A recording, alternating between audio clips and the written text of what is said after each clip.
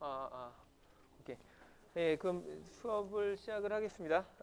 지난 시간에 저희가 그러니까 한 2시간 전부터 저희가 이제 좀 들여다보기 시작했던 게 비선형 회로에 대한 거였죠. 그리고 아마도 여전히 그러니까 사실 그 일반적으로 저희가 비선형 하면은 뭔가 훨씬 더 어려울 것처럼 느껴지잖아요. 그래서 그게 여러분들뿐만 아니고 사실 거의 모든 사람들이 다 비선형 하기 시작하면 그러면 골치 아파하기 때문에 그래서 어떻게 보면 엔지니어링뿐만 아니라 사이언스 같은 경우에도 복잡하게 비선형 제대로 다루는 것 같이 보이지만 대부분의 경우에는 그냥 작은 구간에서 어떻게든 선형화를 해가지고 그 구간에서 어느 정도 풀고 그 다음에 또 다른 구간에서 어느 정도 풀고 사실은 여전히 그런 어프로치를 많이 취하죠. 그래서 그 여기서 가르치는 방법도 그리고 저희가 일반적으로 그 전자회로를 해석하는 방법도 대부분 그와 유사한 방법을 취합니다. 그 특정한 구역에서 저희가 최대한 선형적인 애를 만든 다음에 그 근처에서의 어떤 어떤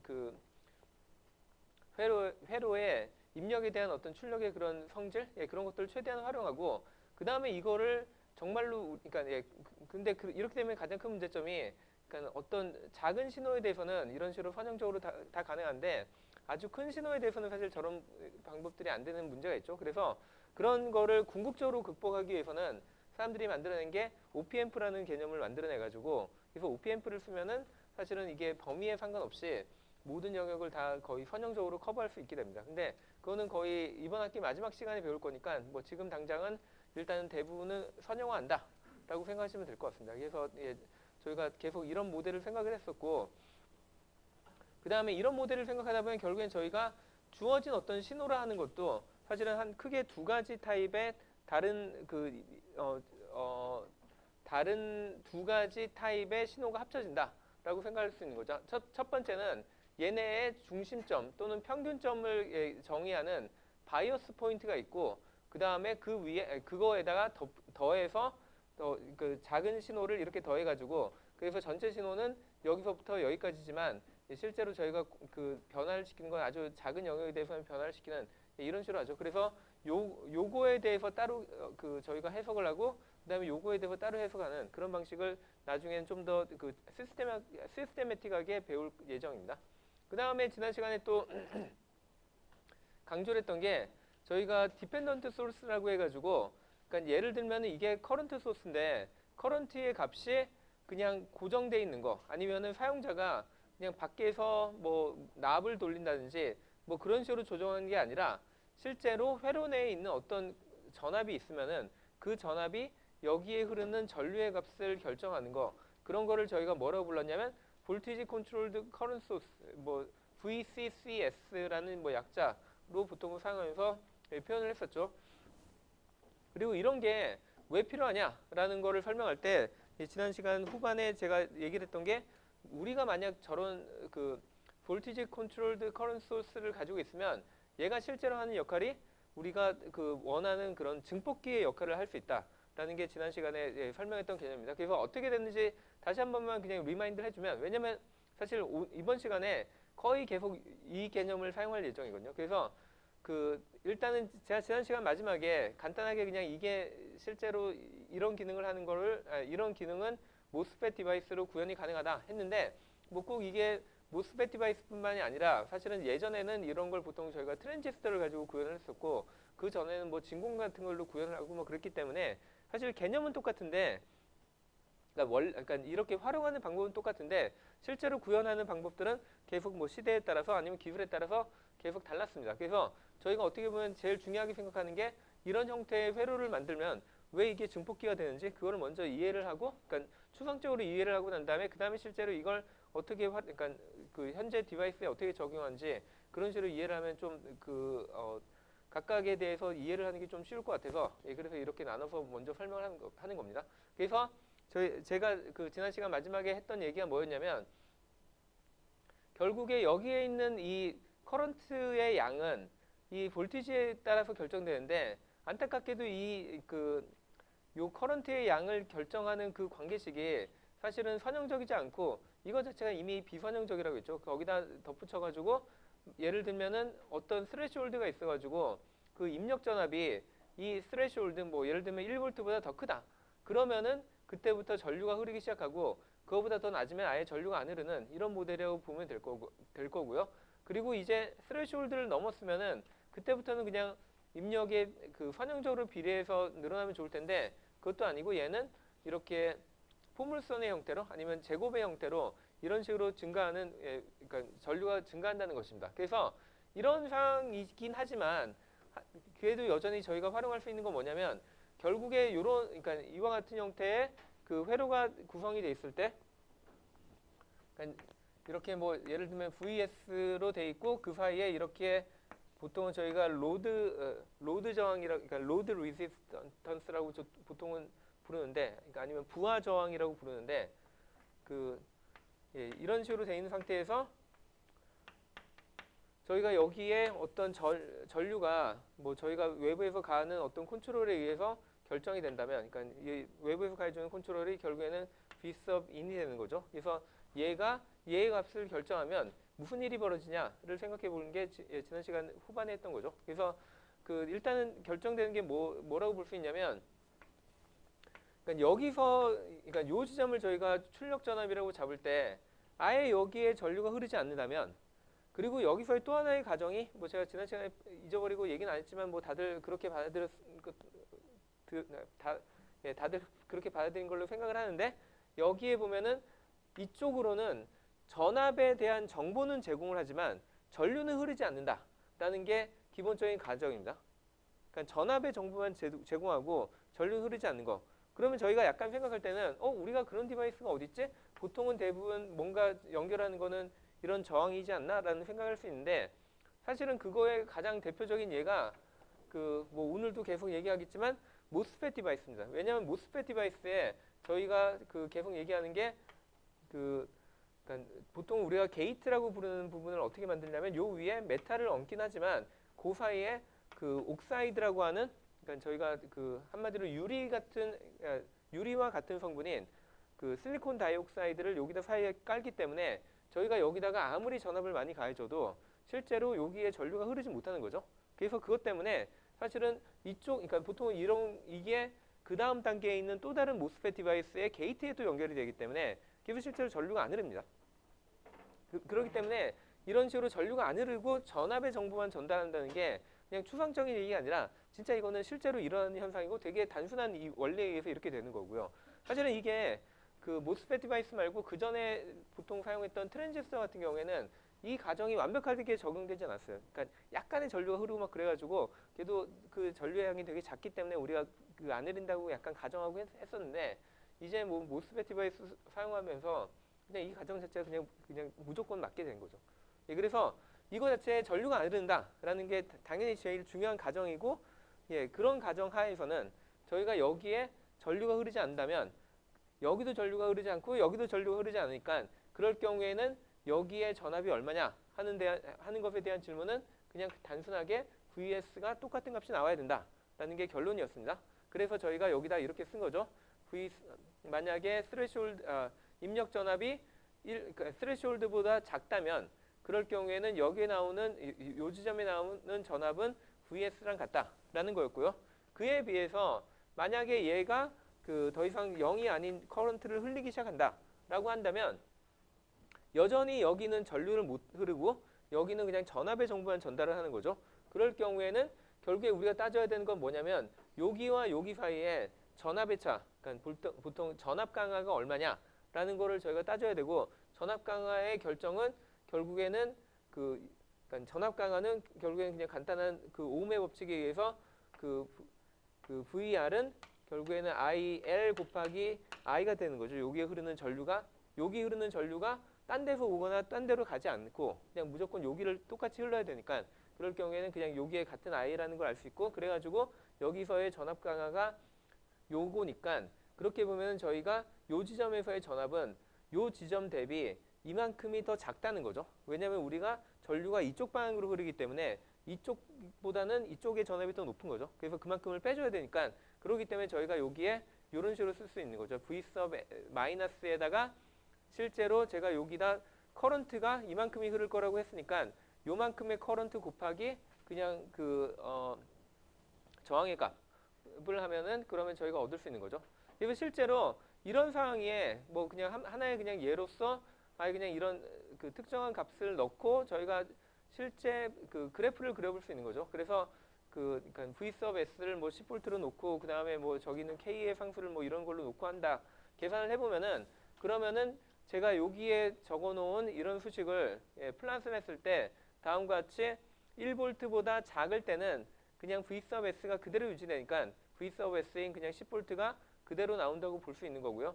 그러다가 이제 얘가 그 1V의 스레시홀드를 넘어가면은 그때부터는 사실 얘의 형태가 일종의 포물선의 형태인데 근데 마이너스가 붙었으니까 한마디로 포물선을 뒤집어 놓은 형태로 나타나겠죠. 그래서 저런 식으로 쭉 나타나게 돼서 그래서 저희는 입력 전압이 커짐에 따라서 출력 전압이 계속 그러니까 작아지는 형태의 그런 그 입력과 출력과의 관계를 얻을 수 있다는 겁니다.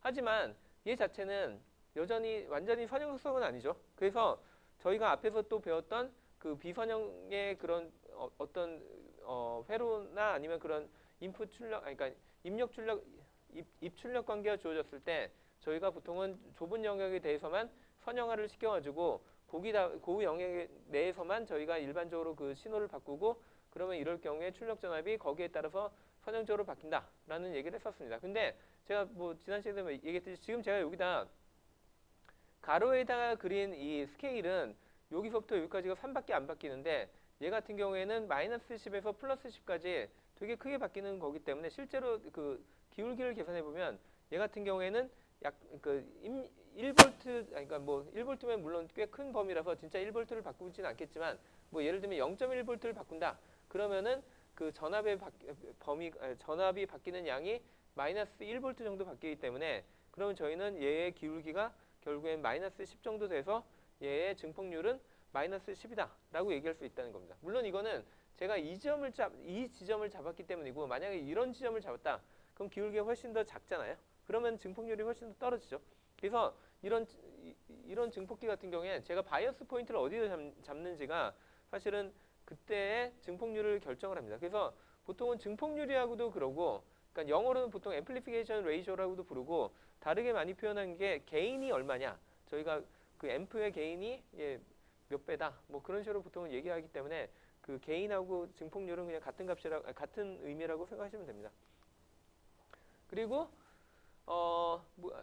물론 저희는 앞으로는 계속 이렇게 볼티지 컨트롤드 커런트 소스 요 타입만 생각할 텐데 뭐 원칙적으로는 얘뿐만 아니라 다른 종류의 그런 그 컴비네이션들도 가능하다는 거죠. 그래서 이런 옵션이 있는데 아마 뭐 이 과목에서는 더 이상 뭐 다른 타입을 배울 일은 거의 없을 거라고 생각이 됩니다. 예, 그래서 저희가 이제 그러니까 앞으로 좀 다룰 내용을 다시 좀 한번 생각해 보면 결국에 저희는 계속 할 게 뭐 한 이번 시간과 다음 시간 정도까지 해서 다루는 건 결국에는 모스펫 디바이스를 가지고 어떻게 하면 증폭기를 만드냐.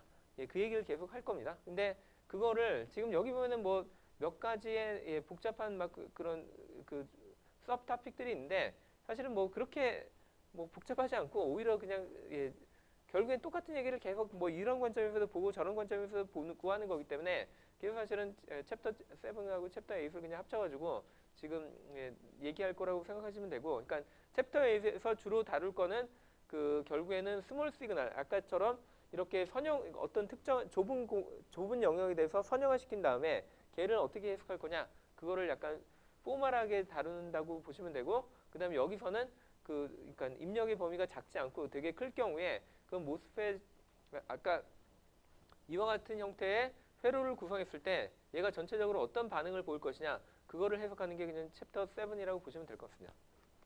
예, 그래서 이제 실제로 한번 그 디바이스를 볼 텐데 아까도 계속 얘기했듯이 실제로 저희가 이런 성질을 가진 그러니까 입력 전압에 따라서 전류의 값이 바뀌는 성질에 제일 가까운 디바이스가 모스펫 디바이스이기 때문에 저희가 얘가 가진 어떤 IV 캐릭터리스틱을 한번 보려고 하는데 사실은 여기는 좀 애매한 게 뭐냐면 보통은 저희가 그 IV 커브라고 얘기할 때 그때는 보통 그러니까 터미널이 2개짜리인 디바이스니까 그 터미널의 양쪽에 걸어준 전압의 양과 그다음에 고기를 통과하는 전류의 양 그 관계라는 게 좀 명확했죠. 근데 얘 같은 경우에는 이제 터미널이 3개잖아요.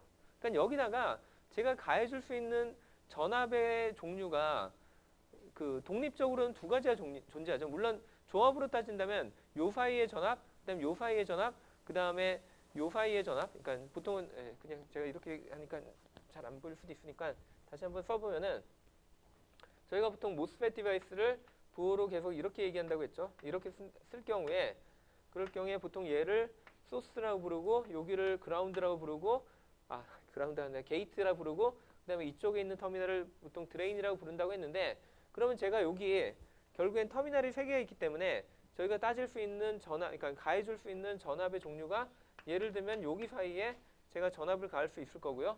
그 다음에 그러니까 결국엔 게이트와 소스 사이에 전압을 가해주니까 저희는 이거를 V sub GS라고 부를 거고 그 다음에 또 다르게 제가 가해줄 수 있는 옵션은 예를 들면 소스랑 드레인 사이에 요 사이에 전압을 가할 수 있어서 이걸 제가 V sub DS라고 부를 겁니다.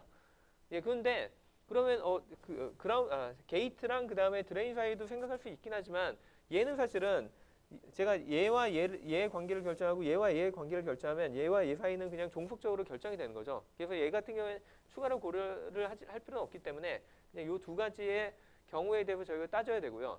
그럴 경우에 저희가 관심 있는 거는 아까 여기는 어차피 전류가 못 흐른다고 했기 때문에 결국에는 전류가 흐르는 쪽은 이쪽이거든요. 그래서 이쪽 방향으로의 전류가 얼마가 흐르는지 그거를 I sub DS라고 부를 거고 이거에 대한 관계식을 저희가 이제부터 생각할 겁니다. 그래서 지난번까지 저희가 주로 봤던 지난번에도 저희가 모스펫 디바이스를 주로 봤기 때문에 그때 저희가 했던 모델이 어떤 식인지를 그냥 간략하게 생각해 보면 그때는 저희가 뭘 봤냐면 굳이 따지자면 제가 여기다가 볼티지를 가하고 있다 하더라도 그럴 경우에 여기에 흐르는 전류가 어떻게 흐르느냐를 봤을 때 저희는 무슨 얘기를 했었냐면 얘는 사실은 스위치에 가깝다. 그래서 제가 여기다가 어떤 전압을 그러니까 V sub GS를 가해주는데 이 전압이 어떤 그 스레시홀드 볼티지보다 작을 때는 얘는 스위치가 그냥 열려 있는 거랑 똑같다. 그래가지고 그럴 경우에는 뭐에 해당되냐면 그러니까 예를 들면은 저희가 V sub GS가 제가 여기 그리는 거는 가로축은 V sub DS죠. 근데 제가 지금 가정하는 거는 V sub GS가 VT보다 작을 경우 그럴 경우에는 사실 IB 커브 입장으로 한다면 그냥 여기에 해당되는 거죠. 그러니까 전류가 못 흐르니까 이걸로 되다가 그러다가 이제 V sub GS가 VT 그러니까 스레시홀드보다 커지면은 그때부터는 얘를 그냥 제일 아이디어라고 생각했을 때는 그냥 거의 이게 쇼트 서킷처럼 행동을 하니까 그럴 경우에는 임의의 전류가 다 전압 강화 전혀 없이 그냥 걸릴 수 있는 그냥 0에 그러니까 저항으로 따지자면 그냥 0에 해당되는 저런 모델이 되는 거죠. 그래서 이렇게 두 가지의 구간으로 그런 식으로 생각했는데 이런 걸 저희가 그냥 단순하게 스위치 모델이라고 해가지고 S 모델이라고 불렀었습니다.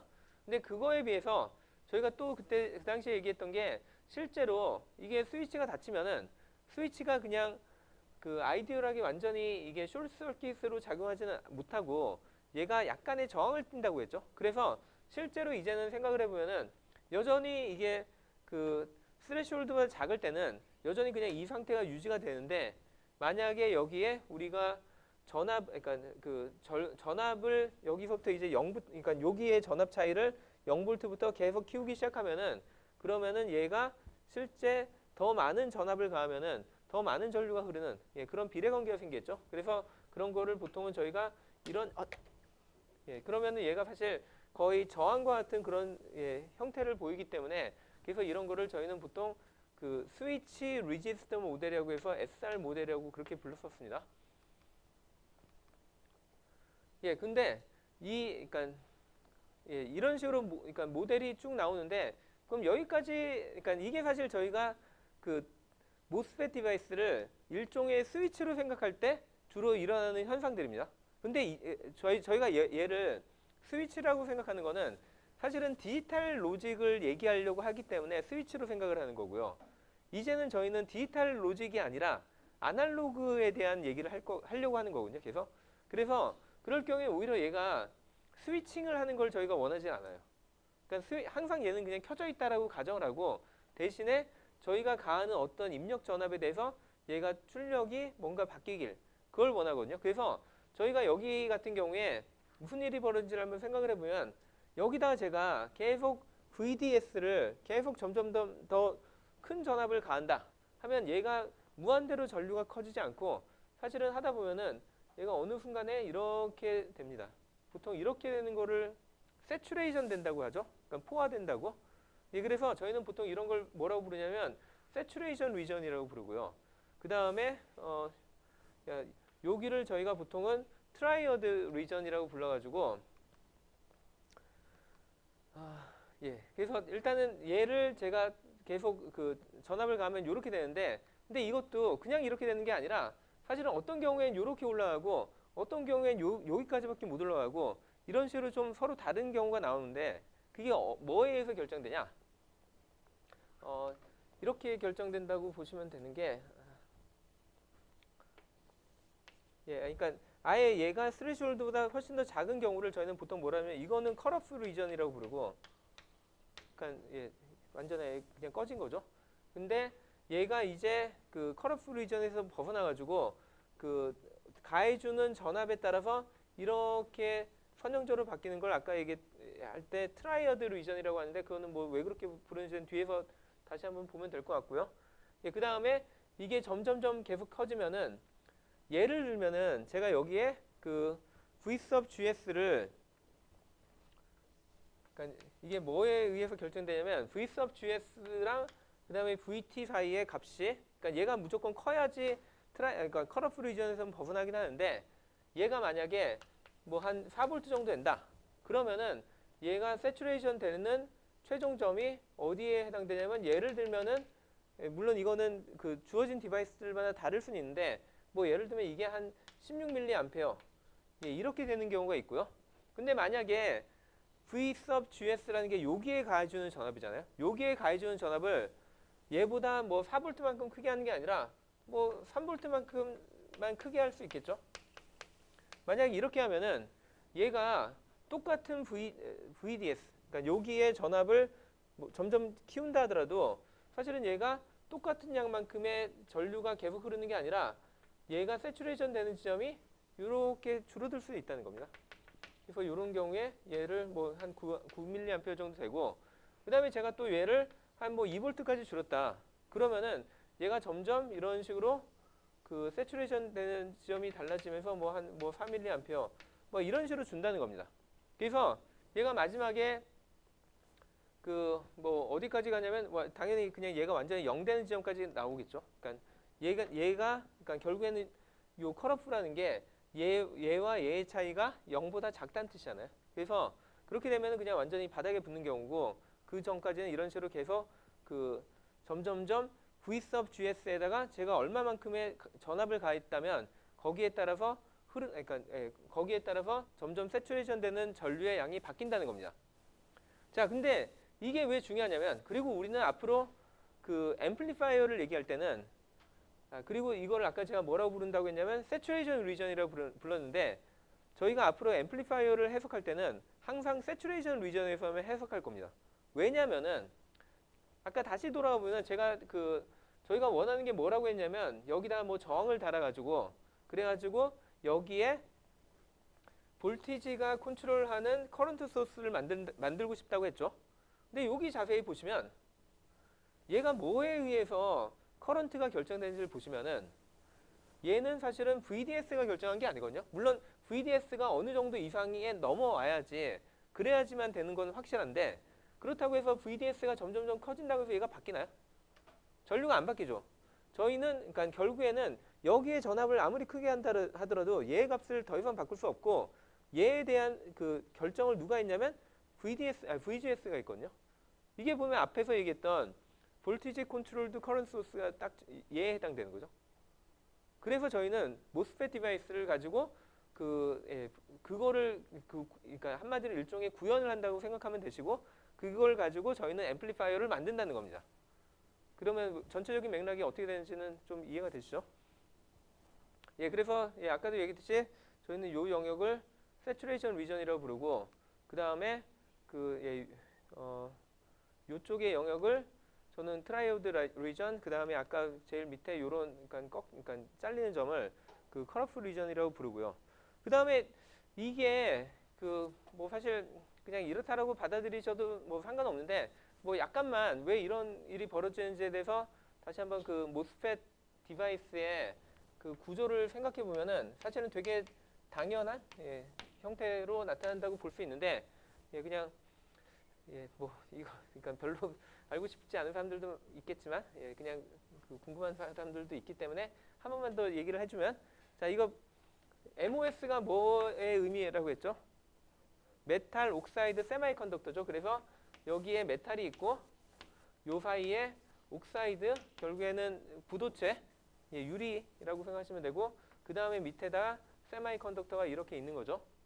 그 다음에 그 저희가 요거를 보통 할 때는 여기다가 뭐 지난번에도 얘기했지 여기에 뭐 P 도핑이 돼 있고 그다음에 여기에 뭐 N 도핑이라고 해가지고 뭐 이런 식으로 그 N은 네거티브 차지를 나타내고 얘는 파지티브 차지를 나타내는데 뭐 얘가 네거티브 차지가 그러니까 중성 그러니까 그 전하량이 서로 맞은 걸 보통 저희가 중성이라고 할 때 얘가 네거티브 차지가 많은 건 아니고 대신에 자유롭게 움직일 수 있는 전하가 네거티브가 많다는 뜻입니다. 그래서 그러니까 보통은 네거티브 전하를 띠고 자유롭게 움직일 수 있는 애는 전자죠. 그래서 그 자유전자에 가까운 애들이 여기에 많다는 것이고 그에 비해서 여기는 그 파지티브 전하를 띤 입자가 자유롭게 움직일 수 있는 거라고 불러서 저희는 보통 홀이라는 표현을 씁니다. 그래서 이런 식의 구조가 잡혀 있는데 그러면 제가 요거를 소스라고 불렀고 여기를 게이트라고 부르고 여기를 드레인이라고 부르면은 그러면 지금 저희가 하고 있는 일을 한번 생각해 보면 여기를 일단 그라운드를 시켜놓고 마찬가지로 이 보통은 바디라고도 부르고 그러니까 सब스트레이트라고 부르는데 그러니까 아니면 또 벌크라고 부르는데 이런 부분도 보통은 저희가 그 그라운드를 시켜놓고 사용을 하고요. 그럴 경우에 제가 여기다가 그 전압을 어떻게 가하는지를 한번 생각해 보면 이제 여기다 가해주는 전압이 V sub GS가 되는 거죠. 그래서 얘를 여기다 이렇게 가해주고 그 다음에 여기 그 어차피 소스가 그 그라운드에 잡혀 있기 때문에 제가 여기다가 하나 더 그 볼티지 소스를 가하는데 근데 얘의 전압 차이는 결국엔 드레인과 소스 간의 차이라고도 얘기할 수 있죠. 왜냐하면 소스 자체가 이제는 그라운드가 잡혀 있으니까 이거 VDS라고 보시면 됩니다. 그러니까 이런 상황에서 뭐 지난번에 처음에 제가 얘가 스위치 역할을 하는 이유가 뭐냐라고 했을 때 그 원리가 사실은 여기 표현에 있다고 했죠. 자, FE에서 FE가 뭘 나타냈던 거였죠?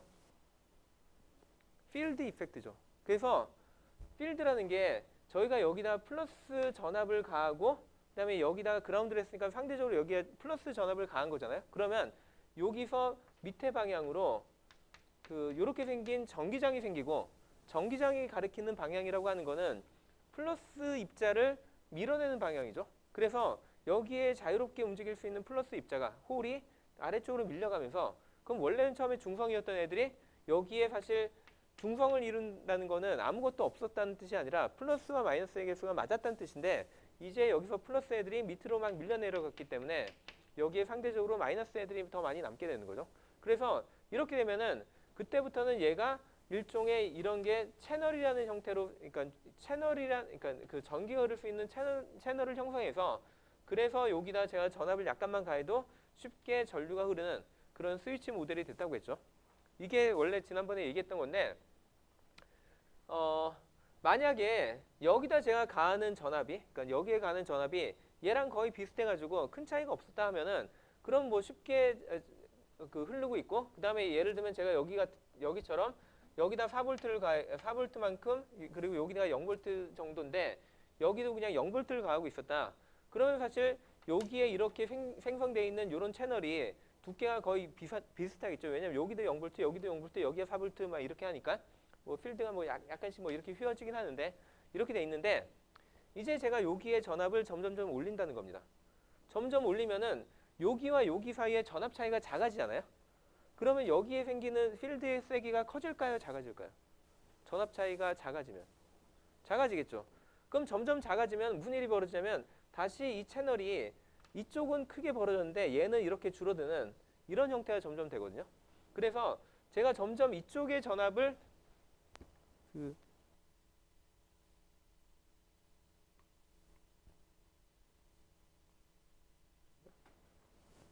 가지고 있니?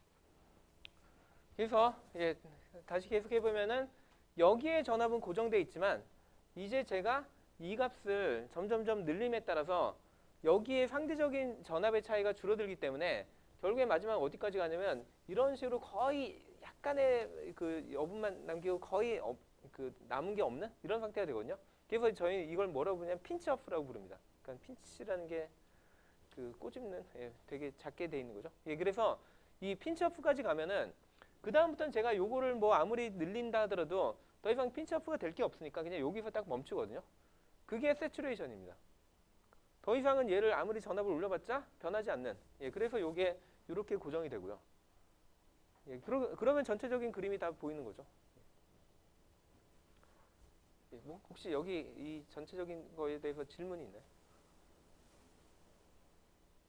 없으면은 그래서 저런 관계를 가지는 거를 저희가 그냥 수학적으로 모델링을 한 게 여기 있는 뭐 이런 수식들인 거죠. 그리고 이 수식은 아마 처음에 보면 되게 헷갈리긴 할 텐데 사실 그냥 따지고 보면 그냥 되게 그러니까 지금 요거의 그림을 그냥 수식으로 잘 그냥 표현한 거라고 보시면 될 것 같고 뭐 나중에 시험 같은 데서 제가 뭐 이거를 외워서 뭐 시험 볼 거 뭐 그런 걸 기대하는 건 절대 아니니까 너무 겁먹을 필요는 없고요. 보통은 그러니까 이 전체 모델은 제가 뭐 필요하면은 아예 그냥 그 시험지에다가 보통은 뒤에다가 그냥 참고로 할 수 있도록 다 넣어두거나 하니까 근데 나중에 얘네가 무슨 의미인지는 좀 이해를 하면 좋을 텐데 그거는 저 뒤쪽에서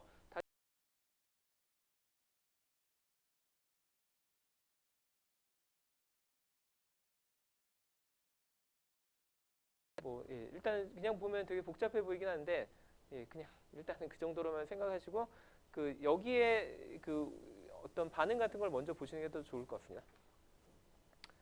그래서 지금까지 저희가 얘기했던 거, 그러니까 결국에는 이게 세츄레이션 리전을 주로 우리는 사용하겠다. 그러니까 앰플리파이어는 그렇게 할 것이라고 했고, 그럴 경우에 저희는 이때의 모스펫 디바이스의 모델을 스위치 커런트 소스라는 표현을 씁니다. 그러니까 SCS라는 모델을 쓰는 게, 그러니까 여기 같은 경우에 아예 얘가 스레시홀드보다 작다. 그러면 스위치가 그러니까 오픈이 돼 있으면은 그럼 전류가 못 흐르잖아요. 그래서 그런 의미에서는 얘는 스위치 역할을 하는 것처럼 보이는데 실제로는 저희가 오퍼레이션 할 때는 그래서 얘보다 더 큰 전압을 일단 가하기 시작하고 거기서부터 이제 시작을 하는 거죠. 그래서 이렇게 됐을 때는 그때부터는 여기에 흐르는 커런트가 여기에 들어오는 전압의 뭐 비례해서 나타나는 게 아니라 실제로는 이와 같은 비선형의 관계를 가르치는 거를 이게 그냥 모스펫 디바이스의 일반적인 모델이고 일반적인 수학적인 모델이기도 하고 실제로도 측정을 해도 저런 형태로 나오거든요. 그래서 이거를 저희는 SCS 모델이라고 그냥 부를 겁니다. 자, 그래서 지금까지 저희가 배웠던 몇 가지 모델만 해도 다양한데 각각의 모델을 그러면 왜 그렇게 따로 나눠서 배웠냐? 뭐 일단 첫 번째는 이해하기 쉬운 것도 있고 그 다음에 저희가 약간 용도에 따라 다른 경우가 있겠죠. 그러니까 무슨 얘기냐면 저희가 간단하게 진짜 간단한 그냥 이거 뭐 엔드 게이트 아니면 낫 게이트 그런 걸로만 해석을 하려고 할 때는 저희가 처음에 사용했던 그냥 스위치 모델 그냥 이렇게 스레시홀드보다 작으면은 꺼지고 그다음에 스레시홀드가 크면은 그러면 그냥 쇼트가 되는 그런 모델로 하면은 그냥 일반적인 해석은 뭐 간단하게 됩니다. 근데 지난번에도 봤듯이 뭐 예를 들면은 이런 식으로 우리가 뭐 엔드와 낫 회로를 만들었을 때 그럼 그때 나오는 출력 전압이 우리가 원하는 어떤 또 그 각각의 그 볼티지 스탠다드마다 그 가지고 있는 어떤 스레숄드들이 있죠. 그런 조건들을 만족하지 못하냐 그런 것들을 확인할 때는 그때는 얘가 얼마만큼의 그런 저항을 가지고 있는지를 명확하게 이해를 해야지만 그게 해석이 가능하죠. 예, 그럴 경우엔 저희는 이런 거를 SR 모델까지는 적용해가지고 보통은 여기까지만 보죠. 그러니까 트라이어드 리전까지만 바라보고 그 다음에 세츄레이션이 안 됐다라고 가정하고 대부분 다 해석을 해왔죠 지금까지. 근데 이제는 그러니까 여기까지는 제가 디지털에 대한 해석을 할 때, 그러니까 모스펫 디바이스를 디지털 디지털 스위치로서 사용할 때 이런 식으로만 하면 된다는 거였고, 그 다음에 이제 우리가 아날로그 디바이스로 사용할 때, 그러니까 좀 더 정확하게는 아날로그의 볼티지 컨트롤드 커런트 소스로 사용하겠다. 그럴 경우에는 오히려 저희가 여기에 대한 비헤이비어를 훨씬 더 중요시하게 보고 계산을 해야 된다는 거죠. 이런 식으로 좀 나눠서 생각하면은 여전히 아마 복잡할 겁니다. 그러니까 그 처음 봐도 복잡하고 저도 매번 가르칠 때마다 1년에 한 번씩 다시 보면은 헷갈리고 하는데 예, 뭐 어쩔 수 없고 예. 예, 그래서 예, 뭐 이런 식으로 생각하시면 될 것 같고요. 그 다음에 그러니까 저희가 여기서 또 생각을 해줘야 되는 게 그러니까 저희가 이제 이거를 아까 얘기했듯이 일종의 앰플리파이어로 사용할 거거든요. 그러니까 얘를 이제는 그 다르게 그려보면은 여기다가 아까 처음에 얘기했듯이 그러니까 제일 처음에 아니면 지난 시간에 마지막에 했듯이 얘를 일종의 그 V sub S 예, 여기다 연결한다고 생각하고 아까는 제가 뭐였냐면 그러니까 여기에 연결 없이 여기다 제가 직접 그 전압을 가하는 모델을 생각했는데 사실 아까 하던 얘기가 이제는 여기에 거의 똑같이 적용되긴 하는데 한 가지 다른 점은 뭐냐면요. 보통 저희가 이런 식의 그 예, 뭐 여기도 연결된 게 다른 게 아니라 뭐 저기처럼 뭐 다르게 보면은 얘도 여기에 그라운드에 연결돼 있고 얘도 이렇게 그냥 그라운드에 연결돼 있는 거죠. 그래서 앞에서 보던 그런 그 예, 회로 형태가 그대로 유지가 되는데 저희가 보통 앰플리파이어로 사용한다고 할 때는 그럴 때는 여기를 저희가 출력 전압으로 얘기하면 출력 전압과 VDS는 사실 같은 값이죠. 그러니까 보통 우리가 출력 전압도 그라운드에 대해서 얘가 얼마나 높은지 그 값을 얘기하는 거고 그 다음에 VDS라는 것도 여기 터미널과 여기 터미널 사이의 전압 차이인데 그게 그냥 V0랑 같으니까 V 아웃이랑 같으니까 저희는 필요에 따라서는 VDS라는 표현도 쓰고 경우에 따라서는 V 아웃이라는 표현도 사용할 겁니다. 그래서 헷갈리지 말라고 이걸 같은 뭐 어떤 때는 V 아웃이고 어떤 때는 VDS인데 왜 그러냐? 같은 전압을 실제로 나타내고 있기 때문에 예, 그렇다고 보시면 될 것 같고요. 예, 그 다음에 저희가 아까 얘기했듯이 이런 세츄레이션이 되면은 그러면은 여기 흐르는 전류의 양은 실제로 그 VDS 또는 Vout에 의해서 결정되는 부분은 전혀 없고 VGS 그러니까 그라운드랑 소스 사이의 전압 차이에 대해서만 얘가 결정이 되는데 이걸 만족을 하려면 아까도 봤듯이 일단 세츄레이션이 돼야 돼요. 세츄레이션이 안 되면은 그러면 저희가 저렇게 해석을 못 하거든요. 그럴 때는 아까 얘기했던 트라이어드 리전의 형태로 계산을 해야 되는데 예, 그러면 또 뭐 복잡하고 그러기 때문에 일단 첫 번째로 저희가 무조건 맞춰야 되는 거는 얘가 항상 세츄레이션 리전에 있도록 그런 조건들을 잘 잡아줘야 돼요. 그러니까 예를 들면 제가 바이오스 전압 같은 걸 결정하는데 얘가 이쪽에 충분히 들어올 수 있도록 그런 식으로 바이오스 값들을 딱 결정을 해야지 그거를 잘못 정하면은 그러면 이 트라이어드 리전에서 막 오퍼레이션하고 있을 수도 있는 거죠. 그러면은 해석이 안 맞는 거죠. 그러니까 그런 거를 좀 주의를 해야 되고요. 그 다음에 그러니까 이제는 앞으로 계속 이 세츄레이션 리전 위주로만 제가 해석은 하긴 할 텐데, 근데 그 전에 잠깐 저희가 보고 싶은 게 뭐냐면, 그러면은 이 트라이어드 리전은 물론 이거를 아까 그냥 SR 모델 정도면 생각할 수 있었지만 얘는 활용 용도가 전혀 없냐 그런 거 외에는 했을 때 사실은 얘가 꽤 뭐 중요한 용도가 있긴 한데 무슨 얘기냐면 이 트라이어드 리전 내에서는 얘는 사실은 그 제가 VGS를 늘리면 그만큼 전류가 증가하죠. 하지만 그와 동시에 VDS를 늘려도 사실은 전류가 증가하죠. 그래서 요거를 뭐 수식으로 써봐도 그렇고 아니면은 그냥 직관적으로 봐도 그렇고 여기에서 요 영역에서의 전류는 사실은 두 개의 전압의 곱에 비례합니다.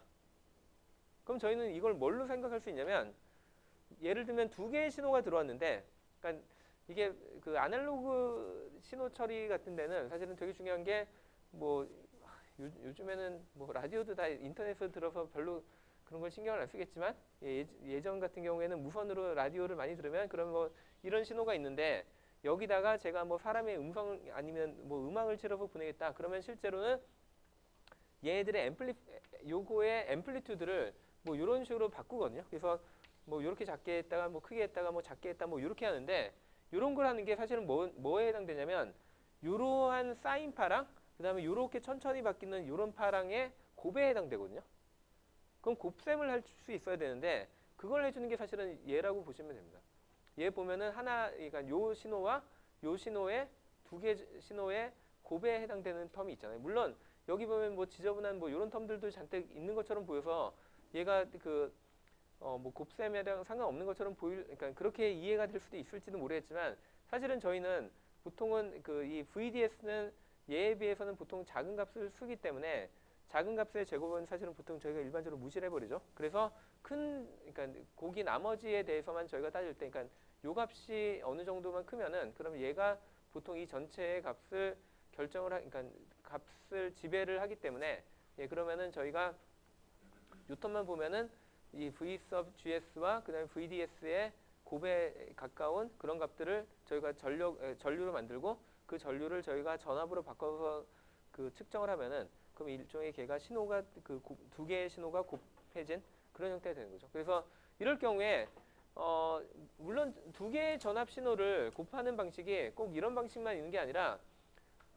나중에 OPAmp에 가면은 OPAmp를 가지고도 저희가 곱셈을 구현할 수도 있는데 보통은 OPAmp 같은 경우에 속도가 그렇게 빠르진 않거든요. 그래서 진짜 빠르게 바뀌는 그런 신호. 그러니까 뭐 이런 것 같은 경우에 뭐 통신에서는 막 기가헤르츠도 사용하고 그러는데 그런 애들까지 이 OPAmp가 그 정도로 빨리 막 곱셈을 못 해주기 때문에 그래서 보통 이럴 때는 이런 디바이스 자체가 이런 가지고 있는 특성을 잘 활용하면 할 수 있다라는 겁니다. 근데 물론 저희는 그러니까 이거는 사실은 저희의 과목의 약간 그러니까 그 범위를 좀 벗어나긴 하기 때문에 제가 더 이상 이 얘기는 하지 않고 근데 가능하다 이런 식으로 그러니까 얘들도 각각의 다 용도를 찾을 수 있다라는 얘기만 하고 넘어갈게요.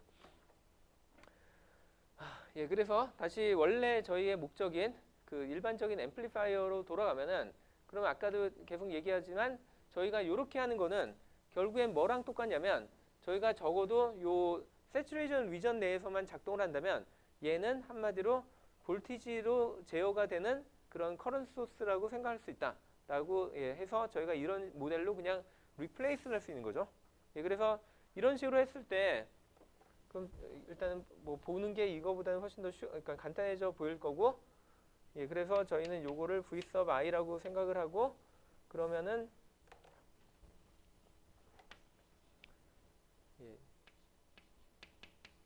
VI고 그 다음에 여기에 흐르는 커런트 소스가 아까 오히려 수업 처음에 시작할 때 나왔던 거의 유사한 형태가 그냥 돼버리는 거죠. 그래서 요게 소스에 해당되고 여기가 드레인에 해당되고 그럴 텐데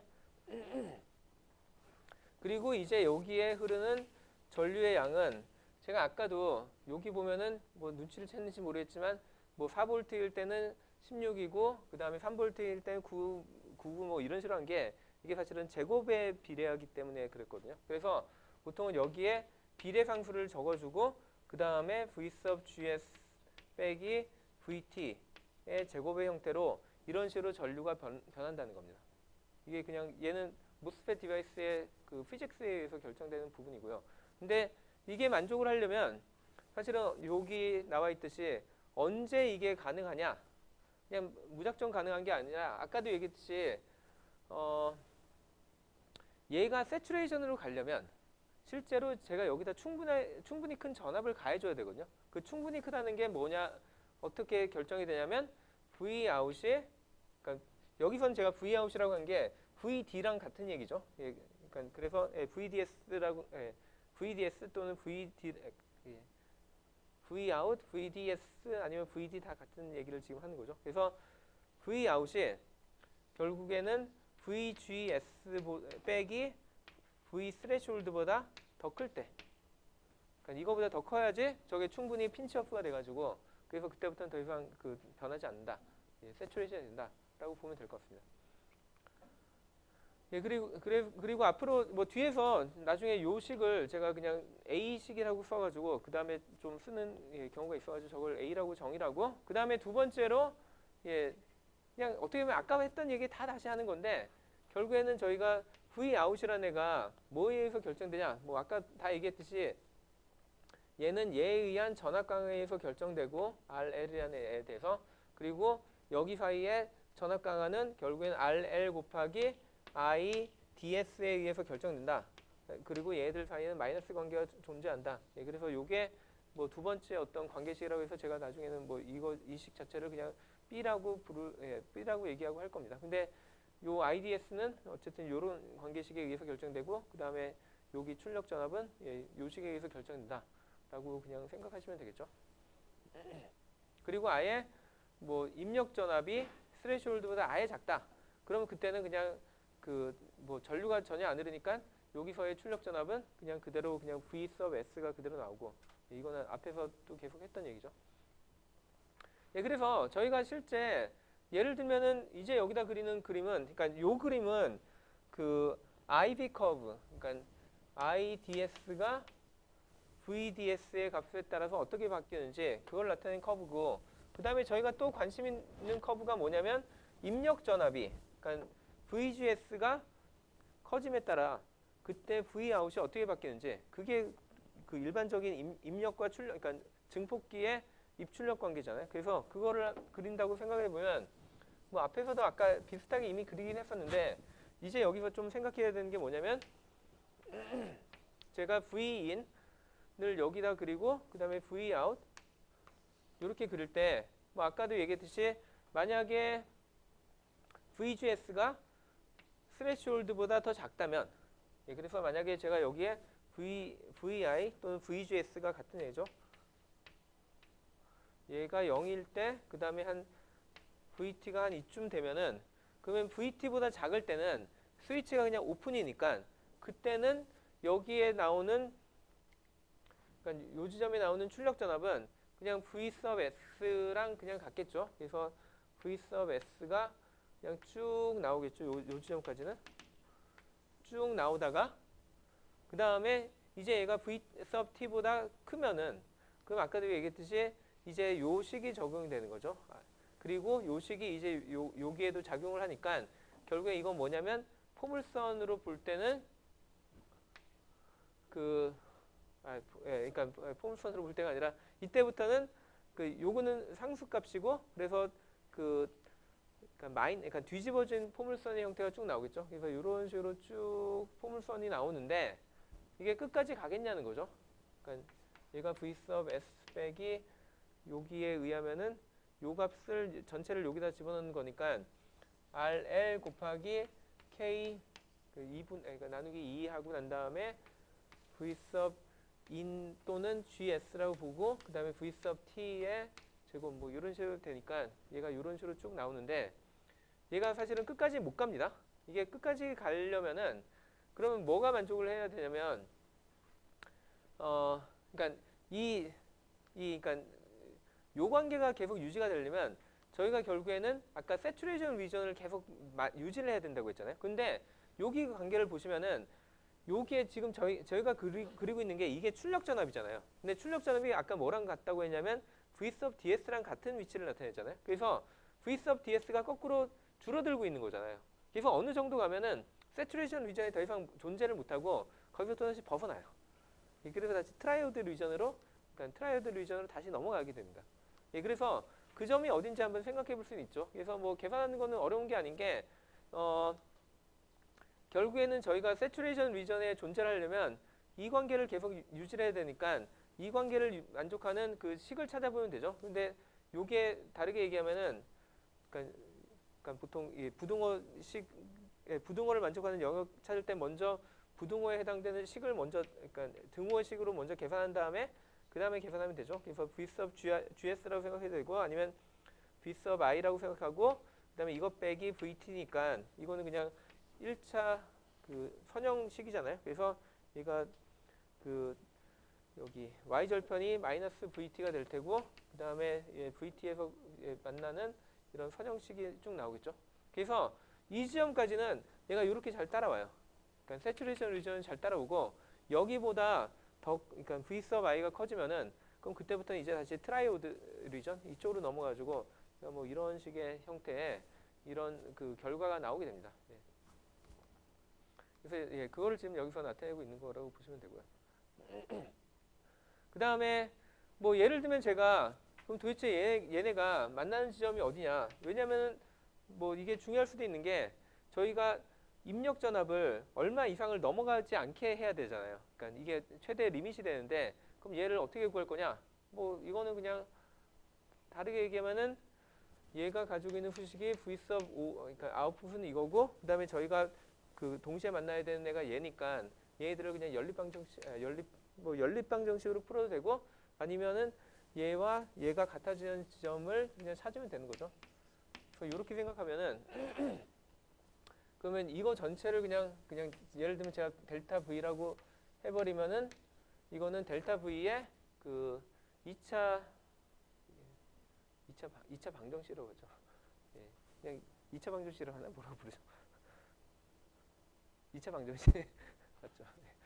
예, 그래서 2차 방정식 형태가 되니까 그럼 얘들을 다 뭐 오른쪽 항으로 넘기면은 2분의 RLK 그 다음에 델타 V의 제곱 그 다음에 더하기 델타 V 그 다음에 마이너스 V sub S 뭐 요거를 만족하는 그 델타 V를 찾아야 된다는 거고 델타 V는 이러면은 뭐 근해 공식을 적용하면은 뭐 2A 분해니까 RLK가 되고 그 다음에 마이너스 B 플러스 마이너스 B 제곱 마이너스 4 곱하기 A가 얘니까 RLK 분의 2 그리고 마지막에 V sub S인데 얘가 마이너스니까 요거 플러스 뭐 이런 식으로 되겠죠. 예, 그래서 여기에 그냥 쭉 정리를 한 거고 그러니까 이런 식으로 한 다음에 얘 원래 정의를 다시 여기다 집어넣어서 그러면 V sub i는 여기처럼 이렇게 돼야 된다라고 저희가 얘기할 수 있는 거죠. 그래서 여기 만나는 지점은 이런 식으로 그냥 구하면은 이게 그 트라이오드 리전으로 넘어가기 전에 그냥 세츄레이션 리전 내에서 있을 그 조건이라고 그냥 보시면 됩니다.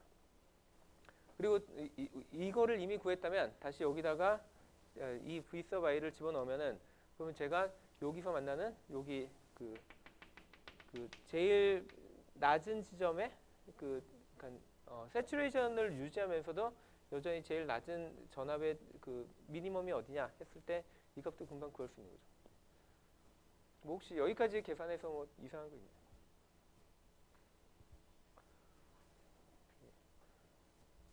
예, 예. 예. 그러네요. 예, 이거 잘못했네요. 예, 이거 하나는 없어져요. 또 다른 질문. 예, 없으면은 그 다음에 이거는 뭐 약간 또 다른 그러니까 지금 제가 방금 전에 그렸던 거는 이거는 V in과 V out의 어떤 관계식을 제가 그린 거고 그 다음에 저희가 아까 이거 세츄레이션 안 넘어가려고 할 때 그럼 어떻게 해야 되는지를 보는 거를 또 이 커브에서도 볼 수 있잖아요. 그래서 이 커브의 관계에서 이걸 한번 찾아보려고 하면은 결국에는 뭐 그러니까 이렇게 얘기할 수 있죠. 저희가 아까 뭐 이거를 뭐 A라는 식이라고 부를 거고 요거를 B라는 식이라고 부르겠다고 했는데 그러니까 이 식에서 보면은 결국에 제가 얻을 수 있는 게 I sub DS랑 그러니까 I sub DS랑 그 다음에 저희가 그 일반적으로는 그 V out이 그 이거보다 커야 된다는 게 그 saturation region에 해당되는 부분이니까 이거를 다르게 쓰면은 그러니까 여기 V out이 너무 많은데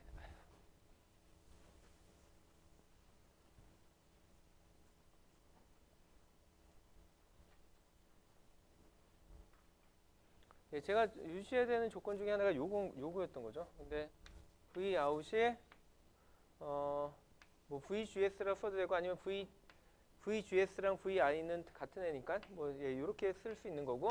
근데 저희가 또 아는 게 그 아까 얘기했던 요 관계식 때문에 요것도 VI랑 똑같은 거니까 걔를 다르게 써보면은 얘는 그러니까 예, 나머지 애들 다 여기로 넘기고 그 다음에 제곱을 그냥 그 제곱근으로 바꾸면은 그러면 얘는 2 곱하기 I ds를 예, k로 나눈 거에 제곱근이 되는 거죠. 예, 그래서 뭐 이런 관계가 있다라고도 얘기할 수 있고 다르게 얘기하면은 예, 이 관계는 양변을 다시 제곱을 한다고 생각하면 v out의 제곱은 그러면 얘의 2의 dids 나누기 k니까 얘를 다르게 쓰면은 그 I ds는 2분의 k 곱하기 v out의 제곱 형태로 나타낼 수도 있는 거죠. 그러면 요거는 이제는 요게 예, 포물선의 형태니까 예, 뭐 이런 식으로 되겠죠. 그래서 이러한 관계가 그러니까 요 안쪽에 들어와야지만 그래야지만 세츄레이션이 된다는 게 예, 그게 보일 거고요. 예, 그 다음에 예, 여기 로드 릴레이션이라고 하는 거는 아까 요거를 그러니까 여기에 흐르는 전류를 그냥 전류와 그 전압 그러니까 요 V 아웃에 그러니까 요게 V 아웃하고 같으니까 그러니까 요거의 관계식으로 생각해 보면 그럼 얘 같은 경우에는 그러니까 요거를 y축으로 지금 그리고 있으니까 저런 식으로 식을 바꿔 가지고 다시 그려보면 이게 뭐 이런 식의 어떤 그 1차 곡선이 되겠죠. 그래서 그 실제 저희가 그 어떤 오퍼레이션 할 때는 결국에는 이러한 영역 뒤쪽에 여기서만 모든 일이 이루어져야 된다는 거고요. 그 다음에 뭐 그럴 경우에 저희가 예를 들면은 Vin 또는 VGS를 막 늘리면은 그러면 얘가 계속 이쪽에 위쪽으로 올라갈 거고 그 다음에 걔를 그러니까 예, 올라가기도 하고 그 다음에 얘를 낮추면은 이렇게 밑으로 나오는 이런 선들이 잔뜩 나올 건데 그럴 때 얘가 실제로 어떤 제가 V인이나 아니면 Vout을 계속 바꿀 때 그때 그 나오는 뭐 전류가 얼마냐 뭐 그런 거를 다 따지려면은 아니면은 그때 우리가 얻을 수 있는 그 아웃풋 전압은 얼마냐라는 걸 따지려면은 그러면 실제로 그때 요 라인을 따라서 쭉 간다는 거죠. 예, 그래서 예, 여기 각각의 점들은 사실 그 V인의 조합과 그러니까 V인이 주어졌을 때 그때마다 요 라인들이 새로 그려진다고 생각할 수 있고 그 라인에 해당되는 V 아웃 값이 결국엔 다 결정된다. 이 식의 그러니까 이 선과의 교점으로 결정된다라고 해석할 수 있다는 겁니다. 근데 뭐 사실 뭐 꼭 이런 식으로 해석을 해야 되는 건 아니고 그러니까 여러분들이 그냥 편하게 이걸 해석할 수 있는 방식만 사용하면 될 거고요. 그래서 이런 식으로 했을 때도 저희가 컨스트레인트를 똑같이 구해보면은 그러면 아까와 거의 유사한 결과를 저희가 쉽게 얻을 수 있습니다. 아까 얻었던 결과와 똑같은 결과를 그냥 이런 식으로 또 해석해서 얻을 수 있다는 거. 예, 그것만 그냥 보여주는 거라고 보시면 됩니다. 예, 그 다음에 이제 다시 여기서 돌아가면 저희가 이제 만들어낸 이 그래프를 보시면은 이게 아까 저희가 만들어냈던 그 인풋 전압과 아웃풋 전압 사이의 관계식이잖아요. 그래서 아까가 아니라 저희가 처음에 그 비선형 그러니까 비선형 회로를 저희가 해석할 때 결국엔 뭐를 한다고 했냐면 물론 여기를 제가 입력 전압으로 생각하고 이런 깨끗한 신호를 넣어가지고 이런 왜곡된 신호를 얻을 수도 있겠지만 예, 굳이 그럴 필요가 없다는 거죠. 예, 그래서 보통은 저희는 일반적으로 할 때는 그 여기 영역을 무조건 다 쓰는 게 아니라 여기에 좁은 영역만 딱 좁혀가지고 그래서 여기 근처에서의 제가 원하는 어떤 선형성을 만족하는 애를 찾아서 예, 그래서 요 근처에서만 여기 오퍼레이션을 한다라고 보시면 될 것 같고 거꾸로 얘기하면은 저희가 앞에서 요런 식의 커브를 얻을 수 있다는 거는 사실 어느 지점을 제가 선택하냐에 따라서 증폭률을 바꿀 수 있는 거죠. 그래서 제가 원하는 증폭률이 있으면 이 식에서 원하는 그 기울기를 찾아서 그래서 그 지점에다 제가 바이어스를 맞추고 그러면 제가 원하는 증폭률을 일반적으로 얻어서 그 선형 증폭기를 활용하긴 합니다.